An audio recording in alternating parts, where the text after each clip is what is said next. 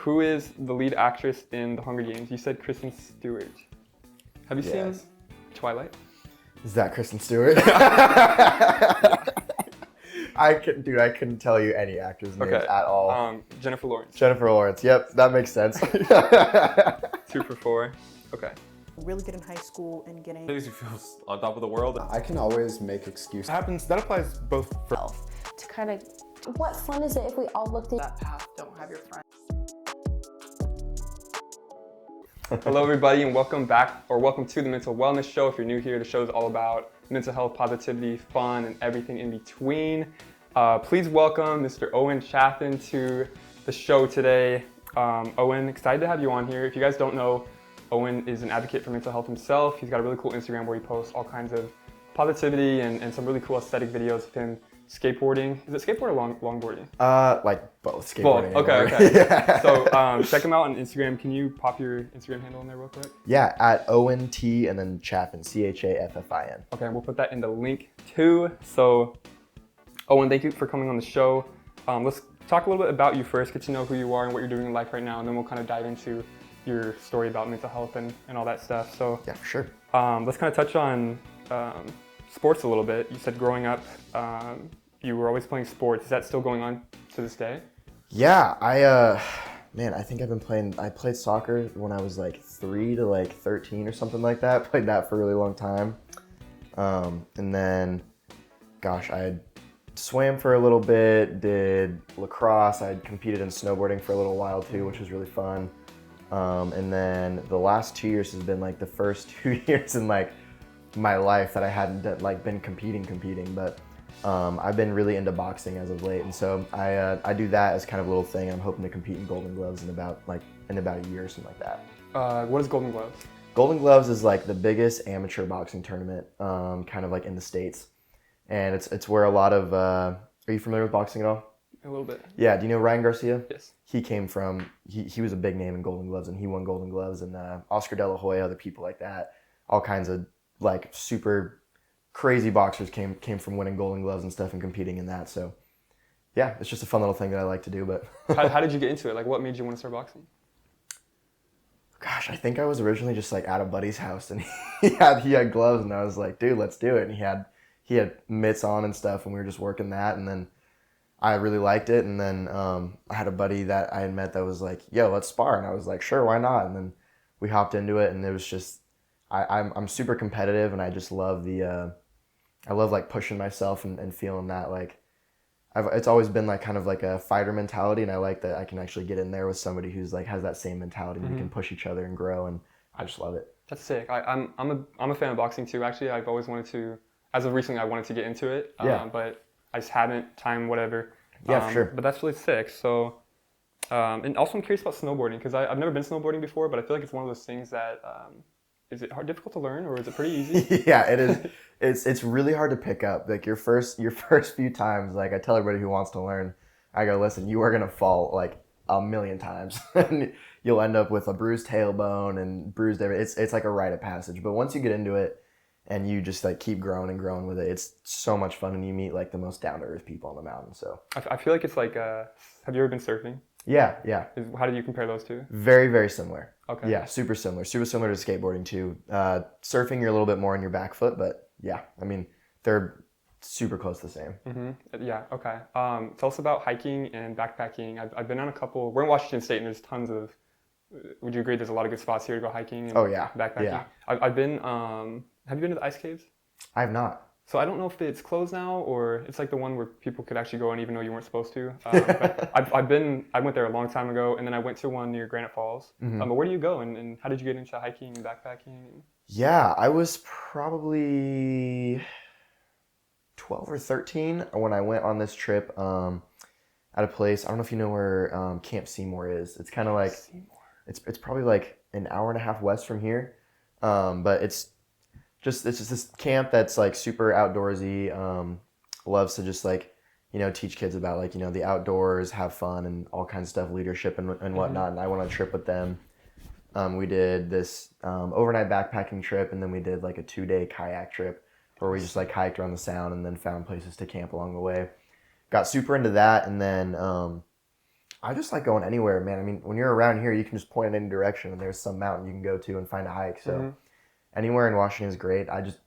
I love getting out there. It kind of just refreshes the mind, gets you out of gets you out of whatever's going on in the real world. You can disconnect for a little bit, and it's great. For real, even just taking walks like around the neighborhood, but especially like hiking because it's like a different world compared to what you're used to. Yeah. So that's sick. I gotta go hiking more, especially in the nice weather here. Oh yeah, summertime's coming up. It's time. Do you have a spot that's like recommended?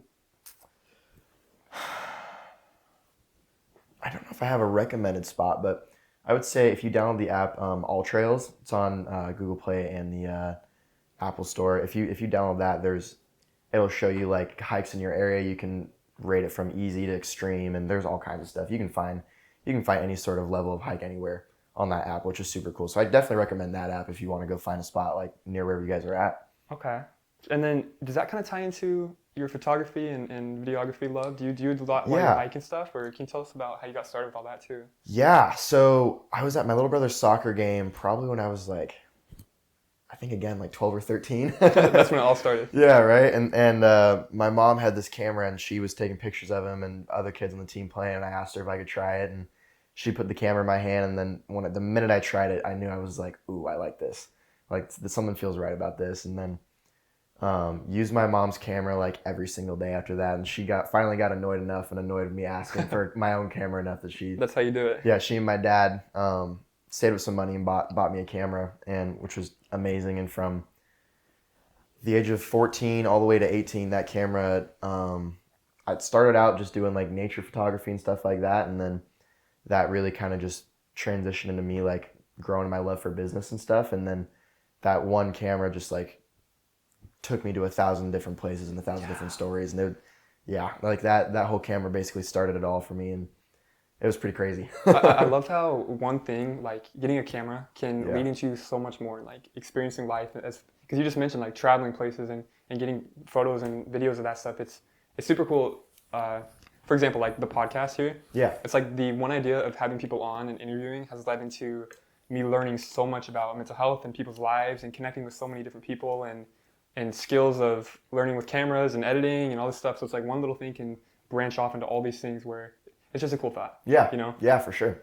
So we're going to get into our first round of Max's Sizzling questions. All right. Do you know much about this? I don't. Okay. So first things first, I got to get the fire going here. So this is a trivia game show, an intense trivia game show. Categories range from, I always say, geography, pop culture, and everything else. Just anything and everything you can think of. So good deal. There are 18 questions, but 3 rounds. So we're gonna go first round right now, 6 questions. There are 3 champions right now, all with 13 out of 18 questions right. No one's ever, 3 of them have got there. Lizzie Chang, Kate Lotus, and Amanda Chamba, okay? All right. So by the end of this, if you get 13, you'll join them. If you get 14, you'll become the solo grand champion of everybody. Okay, so all right. The fire's going. How you feeling about this? Not good. Really? Okay. I kid you not. I always say this too. Everyone says they're not good at trivia. Everybody says, and then like, we'll just see how it goes. Okay? All right. Let me mix it up a little bit here. Okay. So we're gonna start with just 6 questions. 1, 2, 3, 4, 5, 6. Okay. All right, Owen, are you ready? I'm ready. All right. Order these names from youngest to oldest.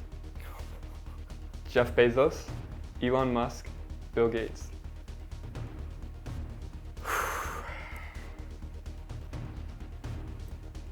From youngest to oldest? Mm-hmm. I'm gonna go Elon Musk, Jeff Bezos, and Bill Gates. Okay. After the 6, I'll go over the answers. All right. What 2 companies are known for having a duopoly of the entire commercial aerospace industry? Boeing. I have no idea what any other ones are. I know Boeing's a big one though. Okay. So we're just saying Boeing? Yeah, I'm just gonna go with Boeing. Okay. That'll be 1 and 2. Okay. Boeing. What is Winnie the Pooh's favorite food? Honey. Who is the lead actress in The Hunger Games? Kristen Stewart. There you go. I believe. I know her name's Katniss Everdeen. I don't know her actual name. I'm pretty sure it's Kristen Stewart. What is a group of crows known as? A group of crows known as? I have no idea, but I'm gonna answer annoying. That's not What's your answer? annoying. Oh, that's good. That should be bonus points, okay. Name at least 3 characters from The Office. From The Office, Jim, Dwight, and Pam. All right, let's go over the answers here. All right. How do you feel you did? Not good. It's funny, usually the first round is the easier questions, and it's all random. Yeah. But that's just how it's been, but I swear this is probably, I don't know if these are harder ones, but anyways, let's get into it. So, name these, order these names from youngest to oldest. We had Jeff Bezos, Elon Musk, Bill Gates. You said Elon Musk, who is 50 years old. Then you said Jeff Bezos, who is 58. Okay. And then you said Bill Gates, who is 66. So you got that one correct. There we go. There we go. All right. One for one. What 2 companies are known for having a duopoly of the commercial aerospace industry? You said Boeing and Boeing. Yeah. That was half right. The other answer is Airbus. Airbus. Okay. Have cool. you heard of Airbus? I have. Yes. Okay. Yes. Now it makes sense. They're not a U.S. company. They're like Europe. Right. But, yeah. 1 for 2.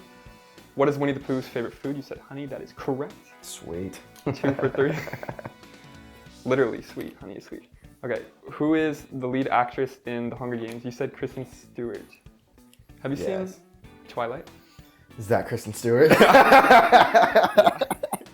I couldn't tell you any actors' names at all. Jennifer Lawrence. Jennifer Lawrence. Yep, that makes sense. 2 for 4. Okay. What is a group of crows known as? You said annoying. Yeah. That's clever. It's a murder. A murder. Yeah. Gotcha. Interesting, but I like annoying better. 2 for 5. Yeah, last question. Name at least 3 characters from The Office. You said Jim, Pam, and Dwight. Yep. Correct. 3 for 6. Awesome. Not a bad start. Not bad. You got at least half right. Okay. Got 50% going on. We're gonna hope. So let's see. You're 3 for 6 right now. You need to get at least, I think, 9. Wait. 10 more if I want to tie, 11 more if I Yeah. want to be in the win, in the lead. So you got to be pretty clever with these next ones. Yep. Okay. Let's get the fire off. Next is in question round 1 over. Let's jump right into your love for business and what's like.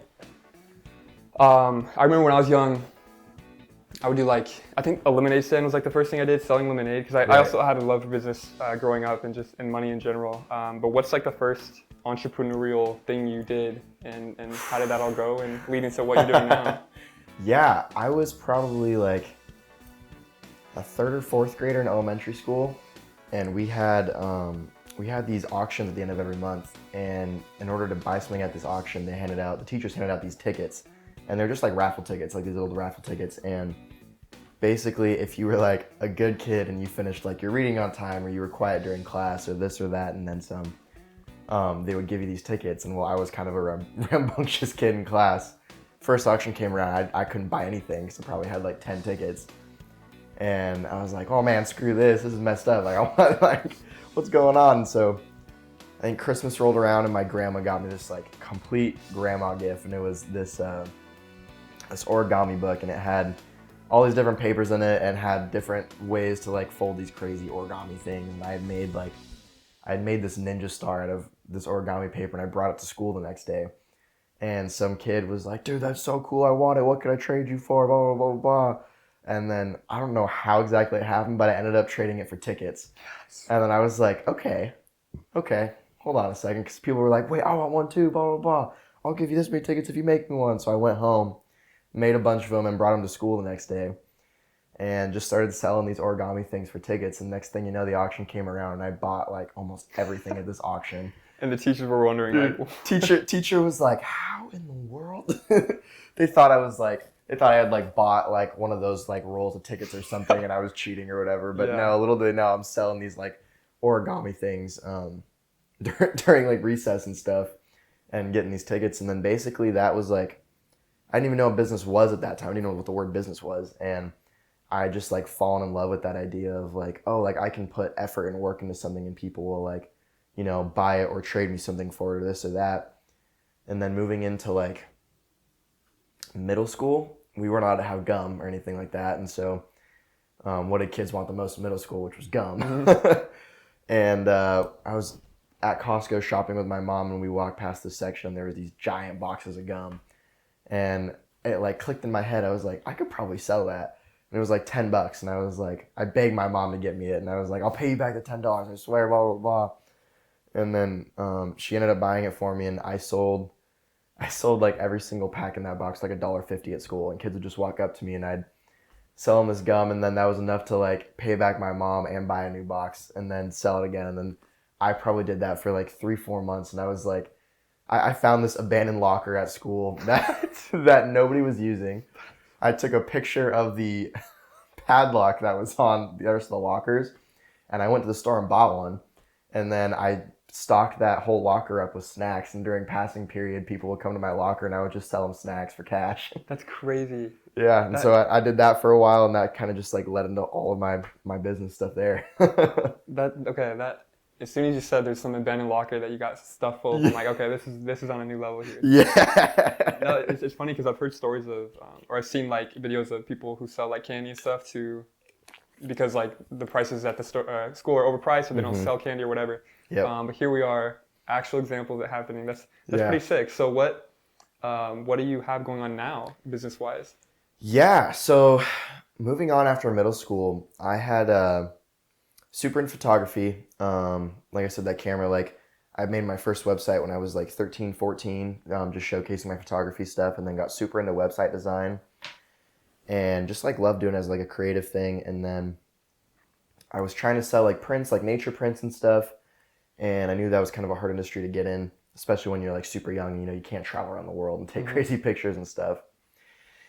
And so I had a buddy, and I texted him and I was like, hey, I want to start doing portraits and whatnot. Could I use you as kind of like someone in my portfolio and this and that? And he was like, yeah, for sure. Tried it out, and then without ever having done like a paid shoot at all, booked my first like $100 photography shoot to do a portrait session. And then that turned into a whole bunch of different stuff with that. And I got really passionate about, you know, photography and videography and cameras and whatnot. And so I had I had taken this business class in high school, and I had came up with this idea with this page for all of my stuff, and all of my photography stuff was on there. And I had 2 other buddies help me out, and we would post stuff every single day. We'd go out every single day after school to go take photos, and all the photos were supposed to be like these crazy like mergers of different things, and it was super creative and super fun. And then I had this idea for this business where in my hometown we have a really bad homeless population of teens, and a lot of them just don't get the help that they need because there's not a whole lot of programs out there for homeless teens and whatnot. And so I wanted to I knew I could teach, you know, what I knew, and I knew that it was possible to get a career out of it and you know, explore those creative passions and whatnot. And so I wanted to teach these kids how to do that. And so I came up with this idea of like, okay, what if we found a space and found all these super talented people that are super creative in what they do, and they're able to teach it, and they volunteer that time to these kids that like don't have a roof over their head, and it gives them a shot at you know, at turning something they're passionate about and something creative into like a career where they wouldn't have it because they just don't have access to the resources. So I was taking this business class, and we had this guy come in, Ryan Hayter, that was his name. Ryan Hayter, super cool guy, had made a PR company, and they call it Hayter Communications. Gave this whole presentation about how he had started this business and then sold it. And then he, at the very end of the whole thing, was talking about his experience. At the very end of the whole thing, he offered his business email and was like, hey, if you guys have any like pitches or anything like that, like let me know. I'd love to hear them.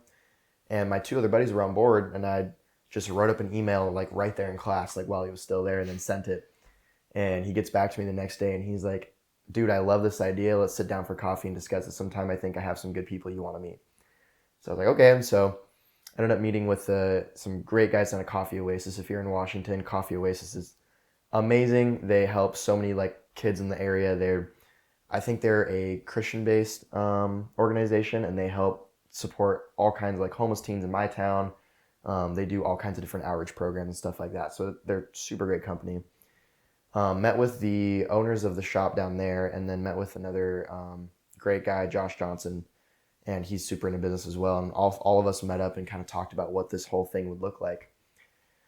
and ended up getting all of them on board. So I'm 16 years old, like Dang, 16. meeting with these meeting with these business owners and people who've sold these businesses and stuff. And 2 weeks later, we're sponsored by Fujifilm, and they sent us like $4,000 worth of camera equipment, which was crazy. Had all this different support from these different companies in our hometown, and ran with that for a while. Had all the programs set up and whatnot, and then it ultimately failed just because, you know, all the people that I had volunteering were either, you know, end of high school, like 18, 19 years old, and some of them were adults and stuff. You know, everybody has conflicting schedules and stuff, and half of us were leaving to go to college soon. So ended up putting that idea on pause, and I'm going to come back to that down the line for sure. But after that, I think it was 2019 going into 2020. It was the day before 2020. And my buddy, day before going to 2020, my buddy, we were in the car going to Long Beach for just like the New Year's or whatever, and he was like, "Hey man, I want to start like a clothing brand." And I was like, "Oh, that's cool." He was like, "Yeah, would you help me with it?" I was like, "Yeah, for sure." And he was like, I was like, "What do you want to do?" He goes, "Oh, I don't know, but I want it to like mean something. I want it to help other people." Mm-hmm. And I was like, "Yeah, for sure. Let me do some thinking." And he was like, "No, like I want you to do it with me. Like I want you to be a partner in it." And I was like, "Oh, okay, yeah, let's do it." So we sat down and scraped together some ideas, and for a couple months he was in it, and then he ended up dropping out, and then I had some other people working with me, and then ultimately when COVID happened, all that kind of fizzled out. But we launched the day before COVID, the day before lockdown happened. Wow. The day before lockdown happened, and got zero sales whatsoever. Probably worked on it for about a year to a year and a half of just trying different things until I finally found like my thing, and what worked. And it was these backwards words on these shirts, and the design kind of looked a little new, kind of looked a little fresh, and I was like, okay. But the cool thing was when you looked in the mirror, it read to you. And so I was like, oh, like this is it. Like I feel like so many people when they look in the mirror, they have such negative self-talk, and I wanted to fix that problem. Like I experienced it a lot myself, and originally, like I think honestly just made it just for me because I was looking in the mirror and I was like, wow, I can look in the mirror and remind myself every single time I wear this that like that self-talk, negative self-talk goes away, and that positive stuff like kind of rekindles and starts going. And so found that, had no idea if it was going to work or not, and so it read backwards to everybody else, it reads to you in the mirror, and so that was kind of the whole idea behind it. And ended up just putting together a new website and shut down the old one, and launched it, and then day one sold out, which was crazy. Yeah. First day sold out of all of our inventory, and ended up going into the next time we had restocked was I sold it that same day again, and then third time it took a little bit more time, and then just been doing that clothing brand ever since, and then I've been working on a newer company since October. But yeah. Man, that's, first of all, going back to the giving the homeless like teens in your area like an opportunity, that's amazing. I mean, that the story you just gave, and then like with business, having a meaning or a reason behind it will really help fuel the whole thing. But it's super amazing that both these business opportunities that you have are all about like actually caring for people, and mental health too.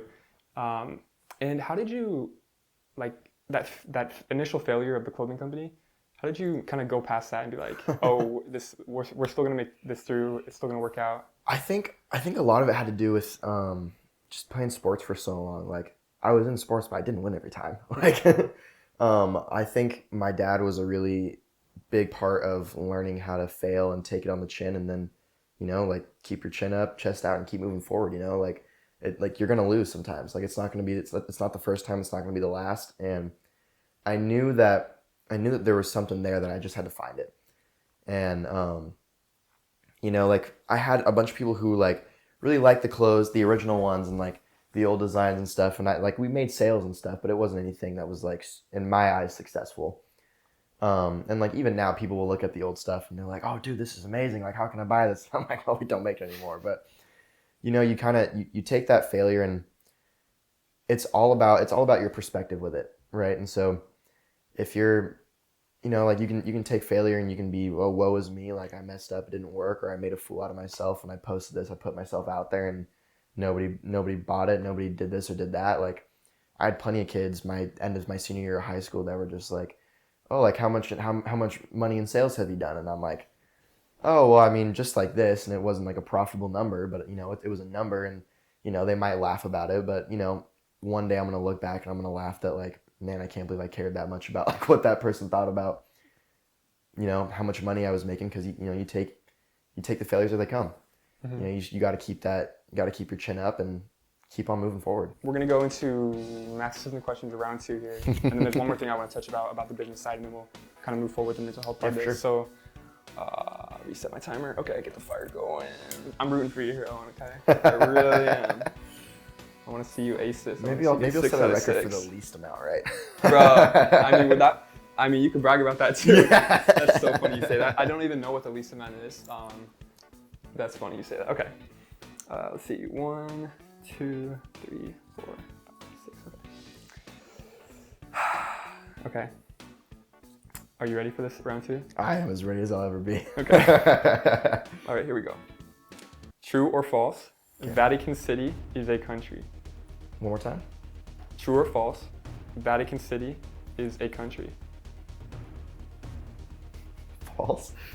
I have no idea. Okay. Spell the word glacier. Glacier. I think. Who was the 16th president of the United States? I have no idea. Not even a little bit of an idea. Any guess? Just throw a president. It's the 16th, so it's older. What are we on now? 40 something.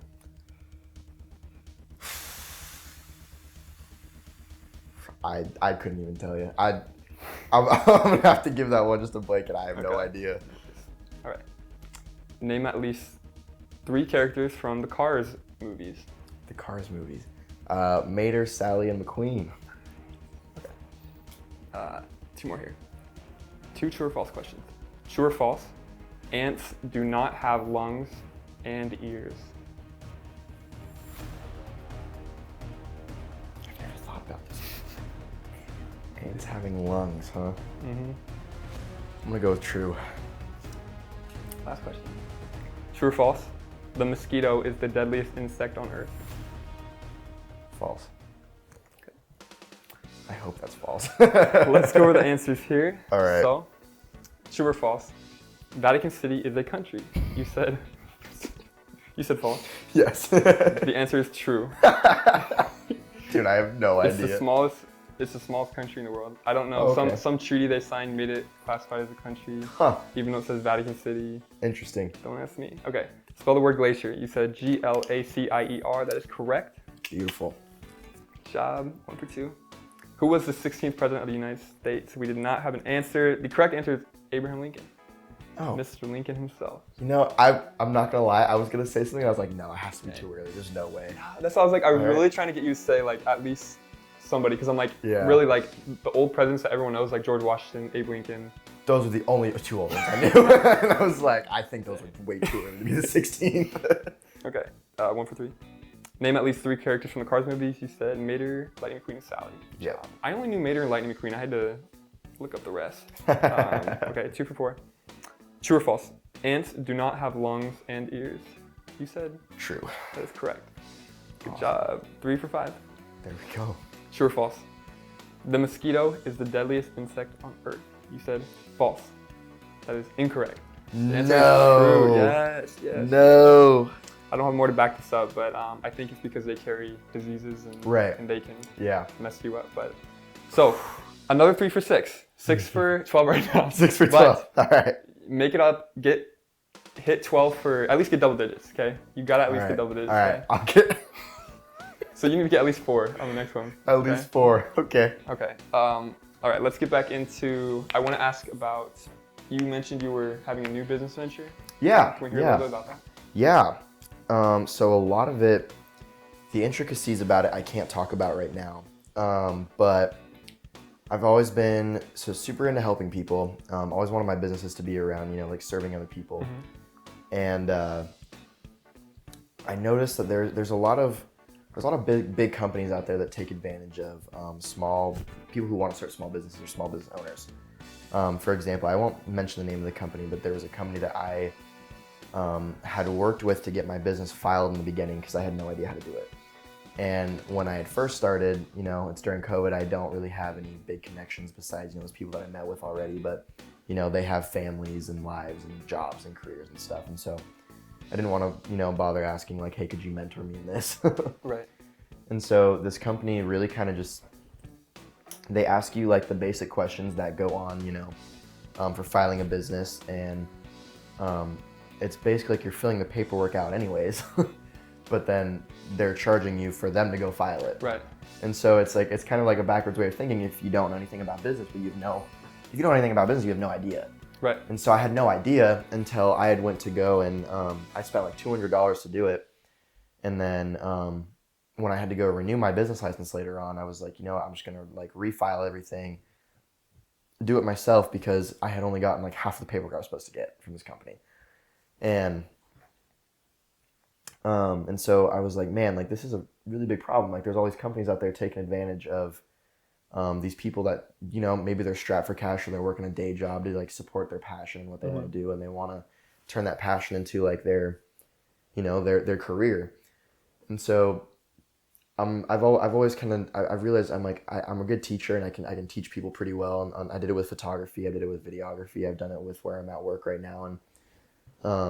And so I was kind of just like, I think I can make something out of this. And so I've done all this different research and stuff into, marketing and personal branding and then business branding and search engine optimization, website optimization, all this different stuff. And that, I went through all of the kind of like trial by fire stuff through the process on my own and made those mistakes and had thousands of failures along the way. And, made those, costly realizations after spending, hundreds of dollars on a certain thing or this or that and realizing like, man, I could have done it way differently.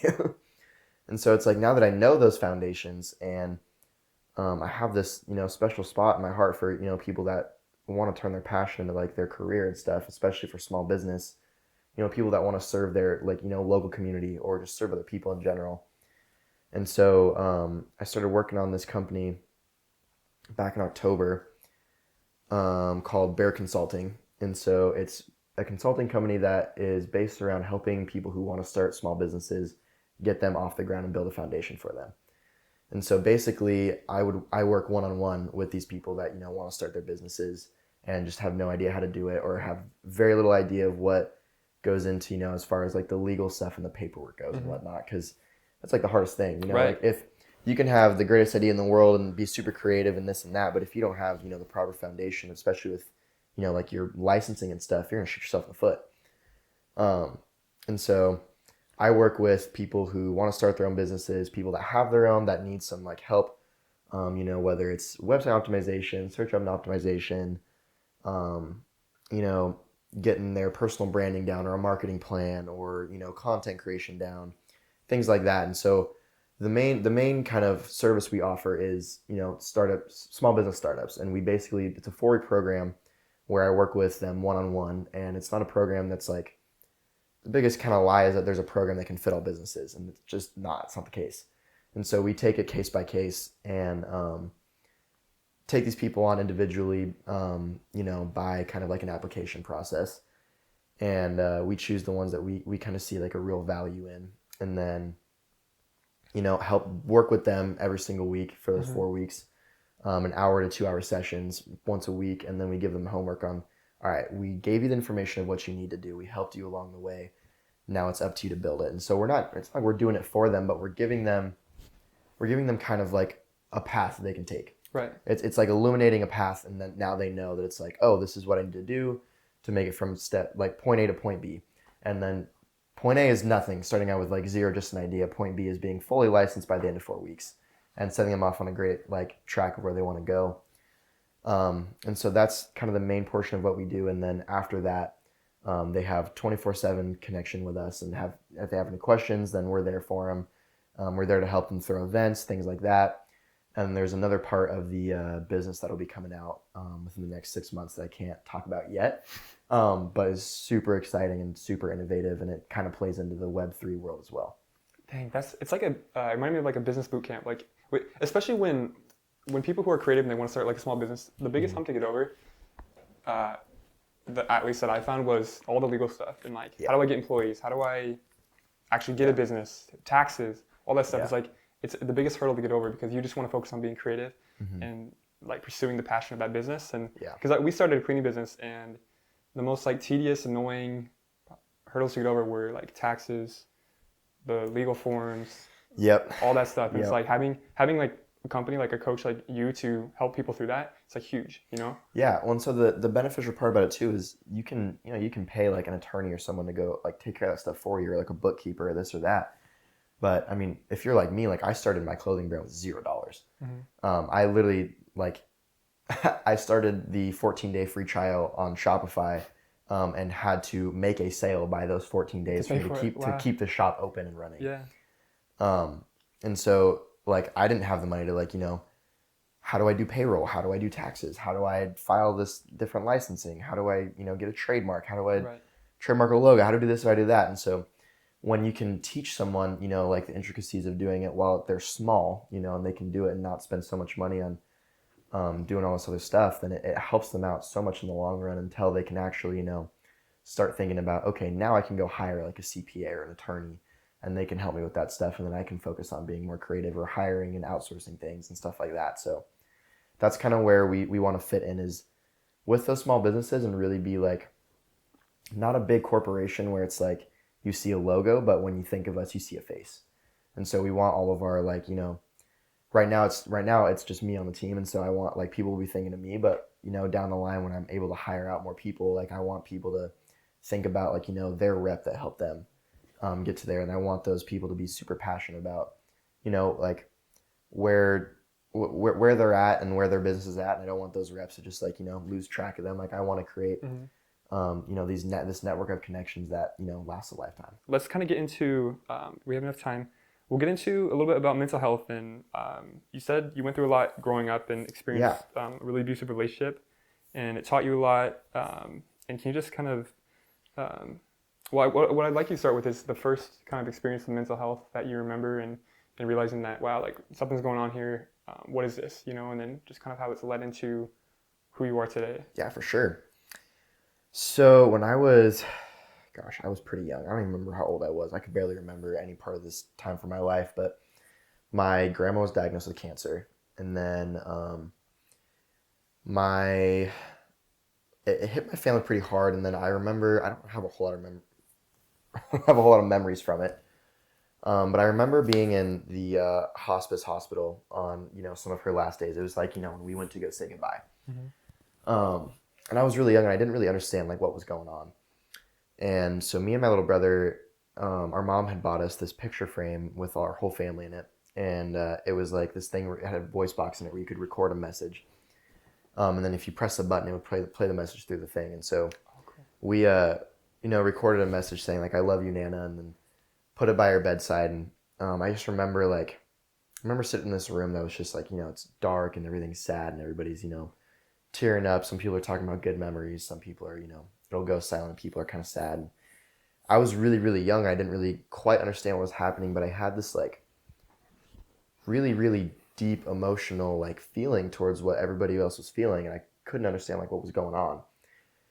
And so the very last words that my Nana said were, out of nowhere, nobody's standing by the bed, and the voice box goes off in the picture frame, and she hadn't moved in weeks, hadn't even opened her eyes in weeks. Like she had been pretty much like comatose for weeks. And she had sat up in bed and opened, and like, I can't remember if she opened her eyes or not. My parents told me the story, but I vaguely remember it. And her very last words were, I love you guys too. And then laid down. And then I think another couple of days went by, and then she passed and moved on and stuff. And so I remember the day that she passed when my mom came home. And I remember just like the overwhelming like sadness that I saw in her. And I couldn't I was so young and I couldn't even figure out what I was feeling, and I didn't even understand death at that point, but I knew that, she wasn't coming back, but it more affected me that, like, my mom was just, like, so upset and so sad, and I couldn't figure out, like, what I was feeling, and it later, turned to, like, realize I was like, oh, I was feeling, like, empathy for her, and I didn't understand it at the time because I was feeling everything she was feeling, like, on a deep, deep level. And so that, like, transitioned into, like, me being in, like, elementary school, and I'd be like at recess or in class, and I would just have these, like, deep emotional, like, connections with, like, what other people were feeling, and nobody else was, like, feeling the same things, and I felt like an outcast about it, and I didn't quite understand, like, what was going on, because at that time I still had no idea what empathy was. And later moving on into, like, middle school and high school, I started to kind of realize it, and then it was like it was a really, really hard thing to get adjusted to, because I was wearing my heart on my sleeve, like, everything that somebody was feeling, like, I was there for everybody, like, I tried to be there for every single person that I could see that was sad, like, I hated it, like, I hated feeling sad myself, and I was like, I don't want you to feel sad, like, what's going on? And I would try my best to help it, like, I'm 12, 13 years old, have no idea about, anything. I barely know how to brush my teeth in the morning. and I'm trying to help these people, and it just got to a point where, like, inadvertently I was putting so much pressure on myself to help these people. And I remember I had this friend in, it was my freshman year of high school, and I'd, like, grown up with this girl, and she had gotten into a couple relationships that, like, weren't the greatest, and people started bullying her at school, calling her, like, a slut and a whore and all these different things, and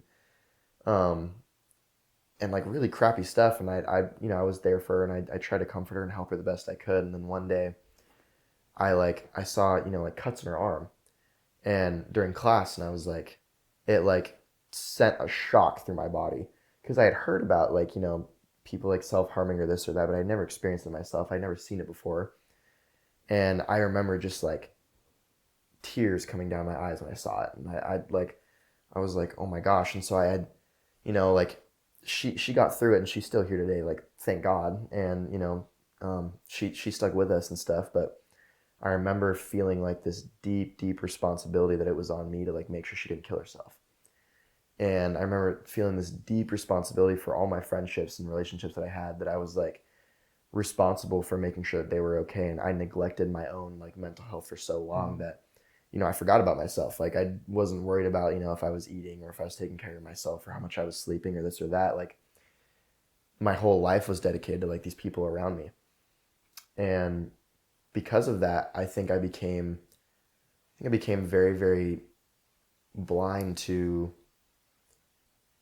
the way people were treating me and the way I could accept and show love. And so a big part of that was, like me and my parents were super close now, but unfortunately it wasn't always like that.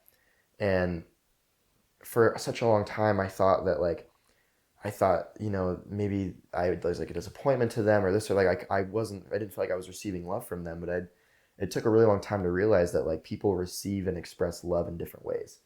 And then once that, like, switch kind of finally flipped, was when, me and my parents got really close. And then I finally, like, had those closer relationships and stuff. But because I felt like I didn't have that when I was younger, and it's at no fault to my parents, it was just, I was neglecting my own experiences in the world, my own experience with understanding my mental health and the way I show and express love, that I just thought that was it. Like, maybe I was a mess up or this or that or whatever it was. And I put all those burdens on myself. And man, I remember, like, I would go into these like relationships in school, and I would, like, pour my everything into them, like romantic relationships. Like, I would like pour everything into these relationships, and then, something would happen, and then they might end or they would end, and I would be just, like, completely, like, broken and stuff, because, like, my trust was gone, like, everything was gone. I felt like I didn't have very good, like, trust in humans at that point. And so I ended up developing a panic disorder. And so I used to experience, like, panic attacks, like, almost every single day. And I remember the first time it happened was the night me and my girlfriend at that time had broken up. This is like early on in high school. And I started just like shaking, and like my vision got blurry, and my breathing was just going crazy. And I remember like feeling I was genuinely dying. And I remember like literally crying myself to sleep and waking up and being like, I thought when I closed my eyes I was dying. And so I went through all of this, but because I was so worried about helping other people, I never stopped to think and tell anybody about what I was going through. I never stopped to think and like, you know, process and think like, oh, is maybe I should like go get help, or maybe I should talk to somebody about this or anything like that. And so I was also just ashamed. Like I felt like, you know, like I don't know anybody else that deals with this. I don't want anybody to know about this. Like I'll just figure it out. And so I went through all of freshman and sophomore year without telling anybody that I had this thing going on. I didn't even know it was a panic disorder. Mm-hmm. I didn't know it was a panic attack. I just knew like there was moments where I felt like I was dying, and it would happen almost every single day. And so it got to a point where I just like, I couldn't do it. Like there's only so many times where like you feel like you're genuinely dying and you're laying in the bed shaking alone, and you're like, I don't want to do this anymore. Like I don't know what's going on. And that was a really, really, really low point for me. And right around that time was when my grandpa got diagnosed with cancer as well. And you know, through no fault to my parents at all, I put it completely on myself. But my mindset then was like, I'm responsible for everybody's, you know, well-being, because I just felt this crazy empathy for people, and I couldn't understand why. And so when he was diagnosed, I put it in the back of my head, and I was like, I'm going to take care of my family. Like I'll deal with whatever I'm feeling later.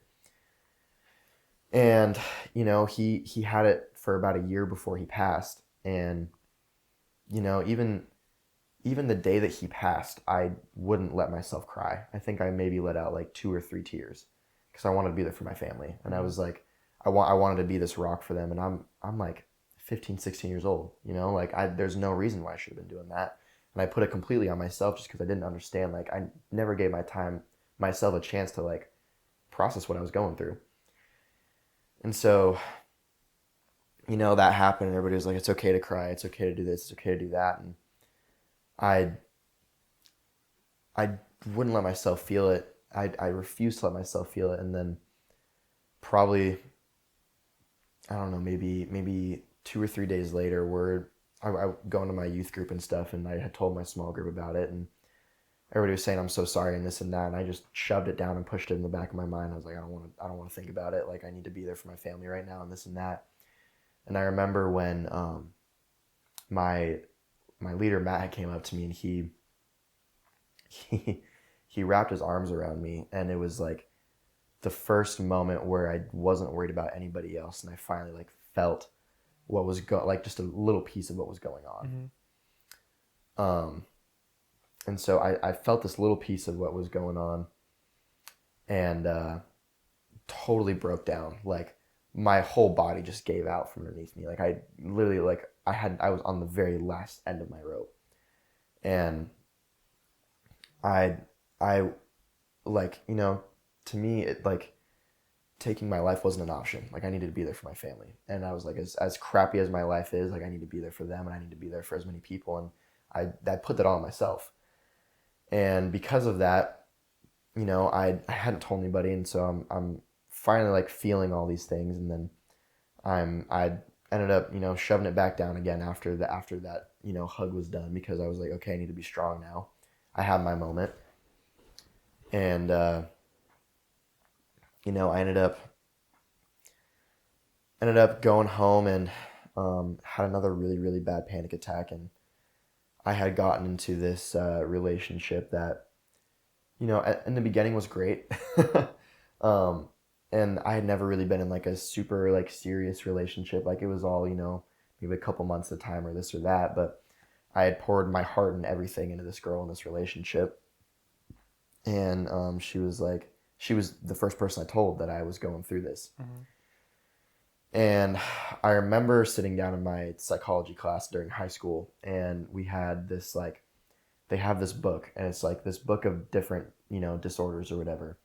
And we had to go read through it, and we had to choose one to write about. And one of them, that I was reading through was it was a panic disorder, and then I started reading the symptoms, and I was like, it was like check, check, check, check, check, check, check.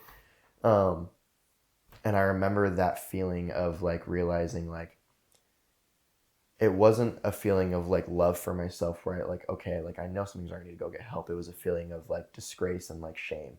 Like, why are you like this? Like, nobody else is like this. Why am I going through this? Like, nobody needs to know about this. And I'm like, I can't believe I even told my girlfriend about this. Like, I don't want anybody to know.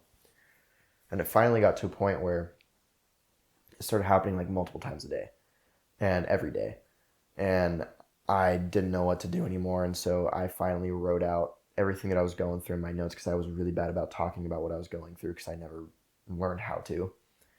And after a panic attack, I walked upstairs and handed the phone to my parents, and I was crying my eyes out because I felt super ashamed of the fact that I was going through it. And then, my parents gave me a big hug, and they're like, we're going to do whatever it takes to like help you out and get you whatever you need. And, end up going to therapy and stuff. And I remember the first time I was in there, I felt like a freak. Like, you walk in and you're waiting in a waiting room to like, go see like a shrink or something. And on TV, you see all these shows about how like these people that need therapy are like psycho killers and this and that and blah, blah, blah. And I'm like, dude, like, I don't want to do this. I want no part of this and blah, blah, blah. And so I ended up going to therapy and learned a little bit how to open up and talk about everything that was going on. But I ended up boiling it down to it was just a chemical thing. Like, there was a lot of it that was also like, me not talking about what I was going through and me kind of just shoving it down. But a lot of it was, there was another part of it, it's a chemical imbalance in my brain, and it's just something I can't super control. The best I can do is try to eat right and stay healthy and stay active. And that is the stuff that helps me. And that's the only thing that I found that helps me is doing that. But, it's been an off and on struggle for me, that one especially. And it's kind of just one of those things you got to take day by day. And unfortunately, I was in a really not great relationship. And there was things that were going on that shouldn't have been going on. And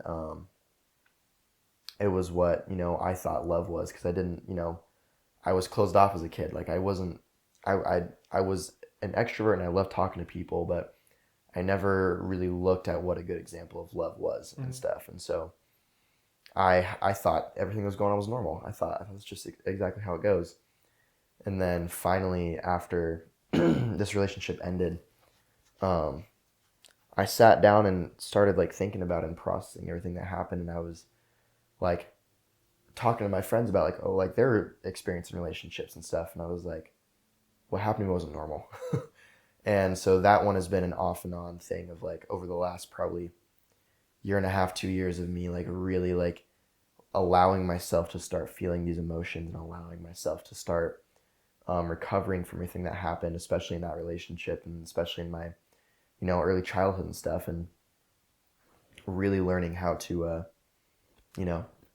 grow through all that and deal with it and kind of just take it one step at a time. So, Owen, thank you for sharing all that. What would you say the biggest flip was for you from realizing that it's okay to speak about like your emotions and not be ashamed of it? I think, man, I'm so blessed to have this friend in my life. He's been with me since we were in like 7th grade. And he was someone I could always talk to, but I didn't know how to talk about my emotions very well. And he was somebody that really helped me kind of like, he's been my best friend since forever. And he actually lives with me now up in Ellensburg too, which is crazy. Oh, cool. And from one small town to the next, but he was a big part of that, of that story changing and, me finally being able to talk about stuff. And I really opened up to talking to my parents about what was going on when I had one of my leaders at my youth group talk to me and be like, hey man, I know this is going on. Like it's been going on for a while. It's been getting worse and worse and worse. And like, here's the truth about it. Like you owe it to your future self to get better. Like you owe it to your future family to get better. You owe it to your future wife to be better. And I was like, yeah, I mean, that was kind of a switch for me. I was like, yeah, you're right. And so those two people were a big part of it. And there was a big part where a lot of, I would get a lot of like, these PTSD dreams and stuff like that. And I would experience like, like any sort of physical touch or anything like that from a stranger would freak me out. And I would get like super defensive. And I didn't like who I was becoming. I didn't like being scared. I was tired of running. And there was a day that I was finally like, I'm not going to run anymore. I'm going to let myself feel everything I need to feel. And it was a really rough month of sitting down and processing and really realizing everything that happened and allowing myself to feel it and go back to that moment and allow myself to be stronger than that. And then really just like diving into mental health and research and finding ways where I can not have to struggle through it, but grow through it and figure out ways to like change my perspective. And, like I've always been somewhat of a fighter as in the terms of like I don't give up and I'm very persistent and stuff like that. And I just remember like I would think about it often when I was really young. My dad sat me down before a cross country race when I was super young. Did cross country too, but it was my very first race, and I was probably in elementary school, and he goes, listen, it doesn't matter if you get first or last. And I'm like, what? I want the blue ribbon. And then he's like, doesn't matter if you get first or last. What matters is that you don't stop. I was like, I don't care if you get dead last, if you finish a half an hour later than all these other kids, like, you don't stop running. And I was like, okay. And I finished second to last place in that race, but I didn't stop running. And that was the biggest thing, was he told me, he was like, you don't stop running. And so that was the thing that kept me going. I was like, don't give up, don't give up. And I would allow myself to feel these things and feel these emotions, and I would start doing research and stuff. And then I finally realized, like, man, I went through like enough stuff, and I didn't just go through it for no reason. Like I went through it to talk about it. Like I think God let me go through it to then, just like help other people and make sure they know that they're not alone. Like I felt alone for so long, and it's just because I never talked about it. And the more people talk about it, and the more you open up, and the more you're vulnerable about it, like the better you get. And then the more research you do and the stuff you actively try to get better, like it's not going to get better just because you want it to. Right. And so the more research I did and the more stuff I did, I was like, okay, like this is actually working. And it's that change, it's that switch of perspective where it goes from like, my life is this, I'm only going to be this, I'm only going to be that, blah, blah, blah, to like, I'm capable of anything and everything I want to be. And like, I genuinely believe that and know that now. And I know that like, I'm still working on loving myself every day. Like I'm still working on it every day. And it's like, it's not like it's this, exponential growth like this. Like it's a thing that goes up and down every single day. And as long as you're keeping your chin up and you keep moving and you take it as it comes, like, man, the stuff that you can do after that, and the people you can help after that is crazy. Right. It's Owen.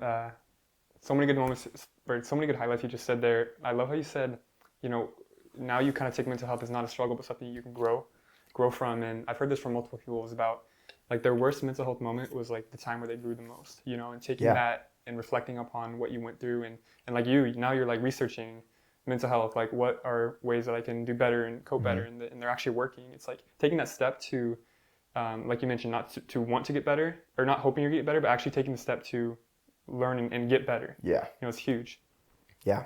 So thank you, Owen, for sharing your story, and you've been through a lot, and you've learned a lot, and you've come a long way, and it's just amazing to see that. So I appreciate that. We're going to jump into Max's Sizzling questions round 3 right now.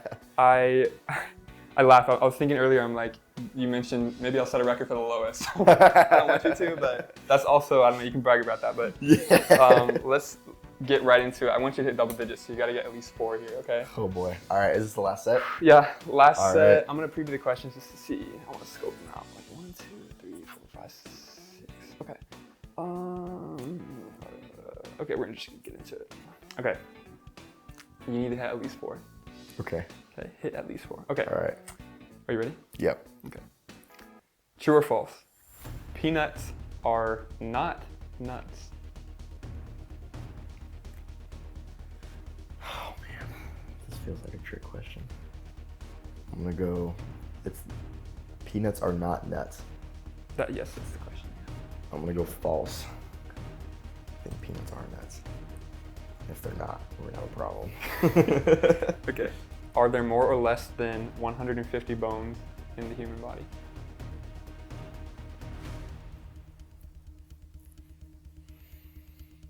I'm gonna go with more.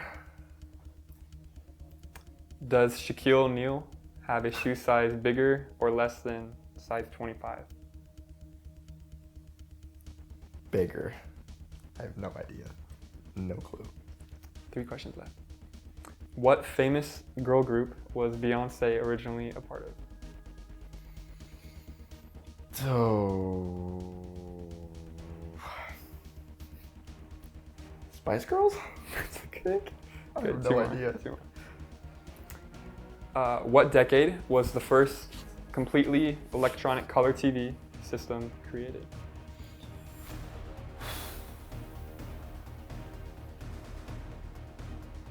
The 80s? Last question. Okay. How many years is 7 decades and 1 century? 7 decades and 1 century. 170 years. Let's go over this question. So did I set the record for the lowest? I feel like these questions were harder than, like, even reading these myself, I'm like, did I literally just pick the hardest one? Okay, honestly, it might be unfair, but anyways, let's go over it. So, true or false?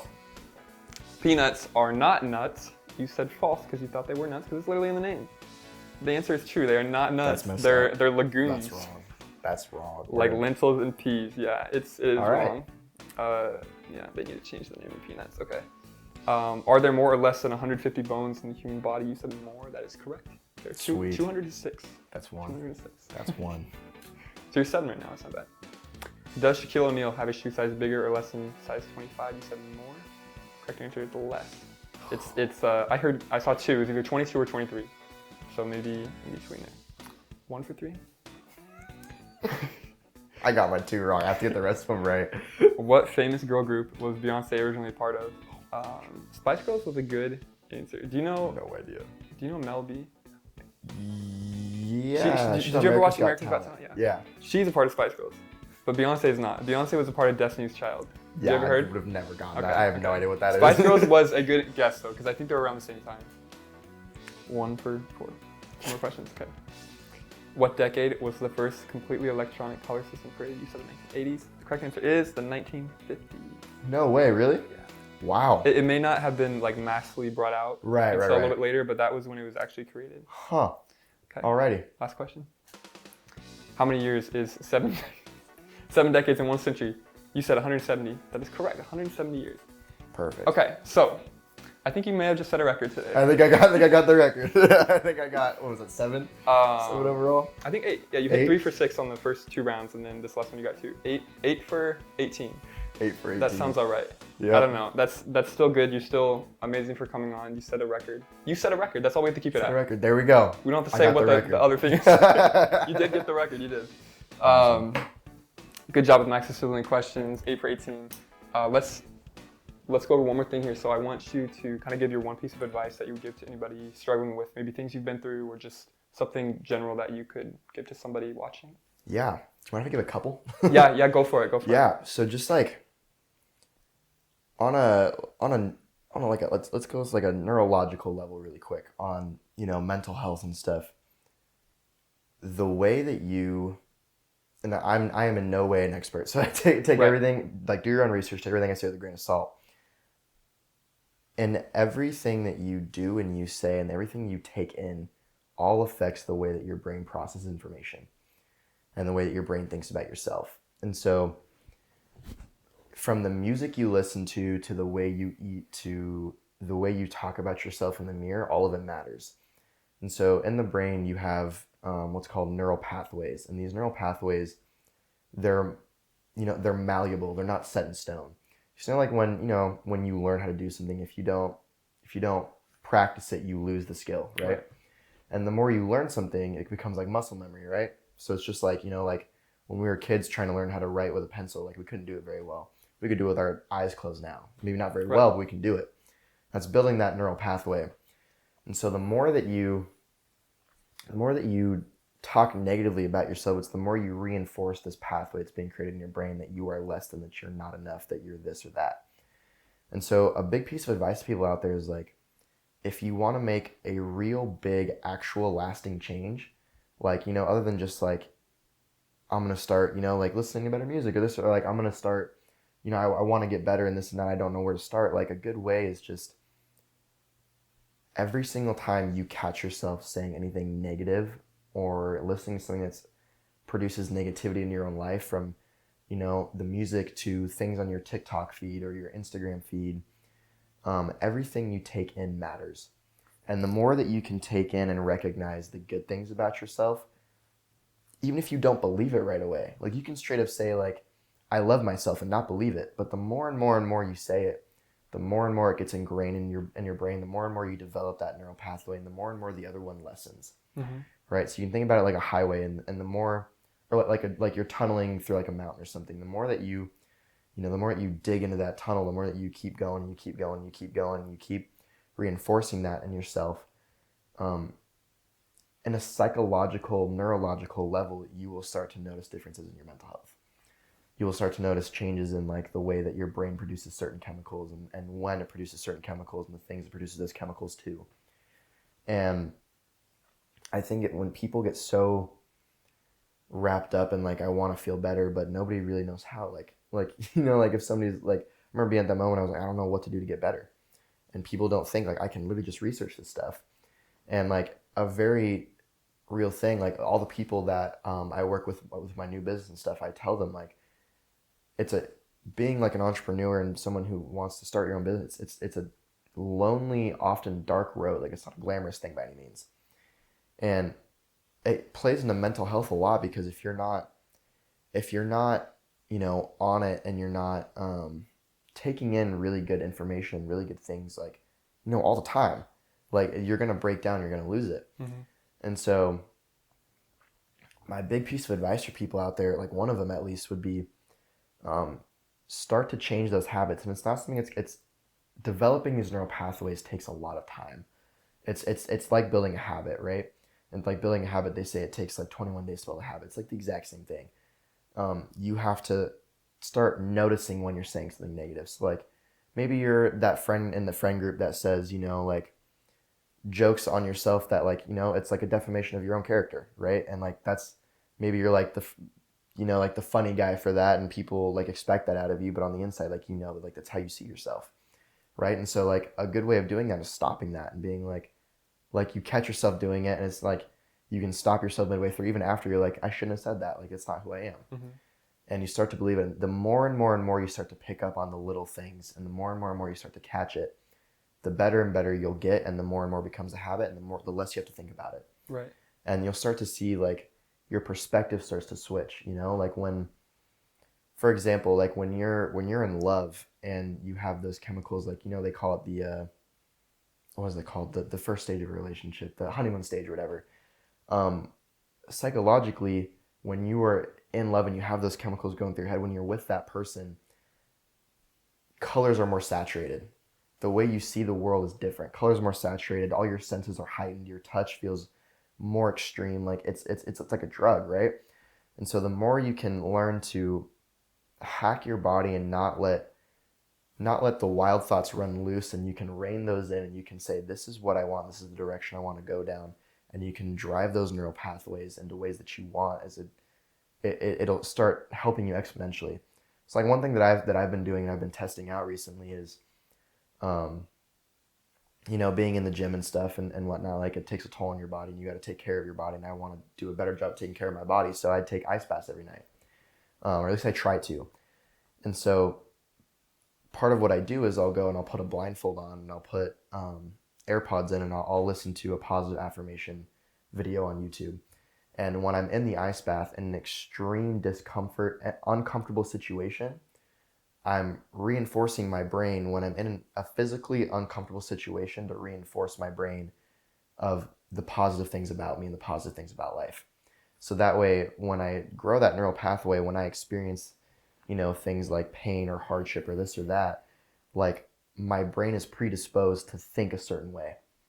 And it's just like, it's one of those things that helps you out as you grow and as you keep going, That's one example of a way that I've been using it. And that was the big, switch for me when I got that new perspective, was like zooming out on your life and putting things into perspective of like, it feels so hopeless in the moment, but when you actually say the things out loud and you say what you're going through and you talk about it, and then you actively recognize that it will get better and you can be better, and like your brain is lying to you, and the more you don't even have to believe it right away. Like the more you say it, the more it drives into your brain. Like people who are pathological liars, like the more they lie, the more they believe it themselves. Like they believe the own lie that they're telling themselves, right? And so it's the exact same thing. Like the more you drive that in, the more you're gonna get better. Like the brighter the colors are gonna get. Like, you know, you're gonna feel the highs. The goal isn't to just be happy all the time, because it's not realistic. The goal is to have the highs be higher and the lows be like not as low, right? And so when you get into those lows, it's really easy to just like sit in that and wallow in that, and it's easy. Like it doesn't take any effort. Like you can sit in sadness and it doesn't take any effort. It takes a lot of effort to like push yourself, get yourself out of bed, clean your room, you know, have a healthy space and a healthy atmosphere. And so another big part of it is diet. Like I don't remember the exact number, but there's like, I think it's somewhere between like 75 and 90% of your mental health is based on your gut health. Wow. And so the food that you're taking in, like I have completely cut out fast food. Like no fast food in my diet whatsoever, just because it's bad for you. Processed foods, stuff like that. And the thing is like you can slowly work your way into the healthier diet. And it's not like, you know, I have to only eat salad or only eat fish or this or that or blah, blah, blah, blah, blah. Like I still have like, you know, like a chocolate chip cookie here and there, like, you know, processed sugars or processed foods. But the more you're able to take care of your body, especially your gut health, is going to affect the amount of chemicals your brain has to release of the better stuff. So like, for example, another benefit of the ice baths is I think it's after a month of doing it, research shows, and I can't say these numbers are exact because I haven't looked at the research and, you know, since I started doing it, which is about a month ago, but your dopamine goes up by like a couple 100%. Your norepinephrine goes up by a couple 100%. And these are all really beneficial chemicals in your body. And someone like me who has an imbalance in my brain, I don't take medicine for it because I don't like it. Like it makes me feel numb and I hate it. Balancing those chemicals out and getting my body the chemicals that it needs is really important. And so I think people a lot of the time think like, what's wrong with me? I just want to be better and I just want to do this, I want to do that. Like a lot of it can be taken in real like actionable steps that are out there. It's not just like, oh, like I'm just going to start feeling better. Like, no, it's like, no, like you can develop these neural pathways. You can develop a better gut health, which in turn gives your brain access to produce more like healthy, good chemicals that we want to feel. And so I guess just like getting out of like the science and stuff behind it, like if people are out there and like you feel helpless and you feel like there's no choice out there and you don't know what to do and you're sitting in there, like take the actionable steps. They're out there. The first step is the hardest. Like it's always said, it's like working out, going to the gym is the hardest part about working out. Once you get there, it's easy. Like you can walk on a treadmill if you want to start like that, or you can lift the weights once you're there. The hardest part is getting yourself up and doing it. So if you can get yourself up and doing it, like a strategy that I've used a lot is like I start every single morning off saying like today it's a good day to be a good day. And it's like I set that standard for myself in the morning. Rather than waking up in the morning and being like, oh, my alarm, I just want 10 more minutes. Like start changing those little things.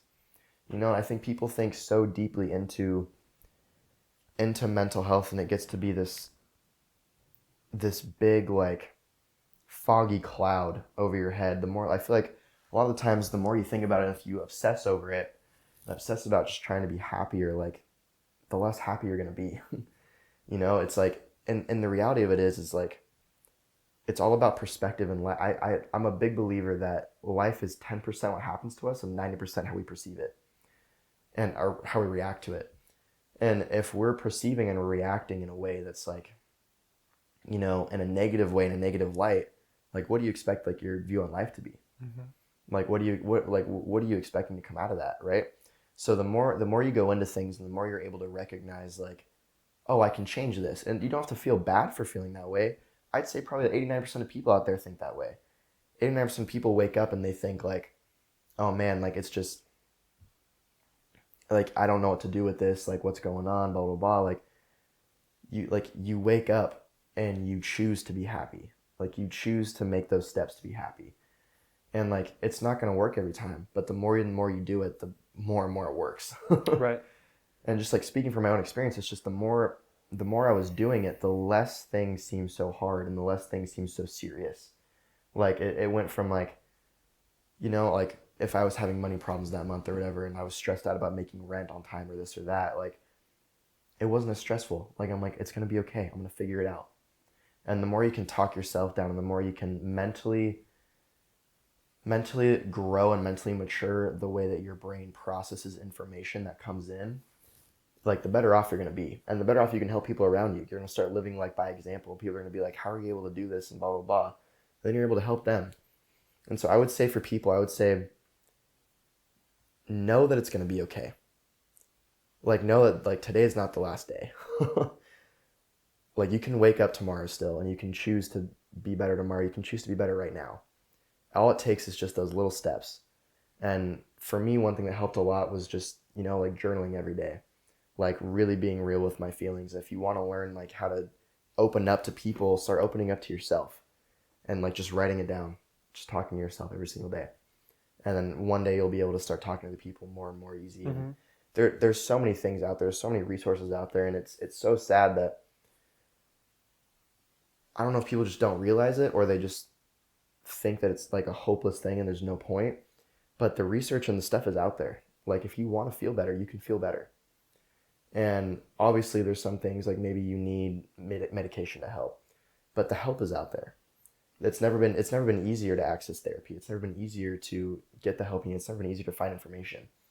And so the more and more you start to have an optimistic view on your mental health and the more you start to realize like and accept that this is going to be an uphill battle. It's not just going to be like everything's going to be great all the time. The more and more you accept that, like I accept that I'm feeling the way I feel right now, but I also know that I have hope that it's going to get better. And I'm not going to sit there and be content with the way I'm feeling. I'm going to sit there and I'm going to keep growing. I'm going to keep striving to have something better, because if you get content in sadness, which is super easy to do, if you get content in sadness, then that's all you're ever going to be is sad. Right.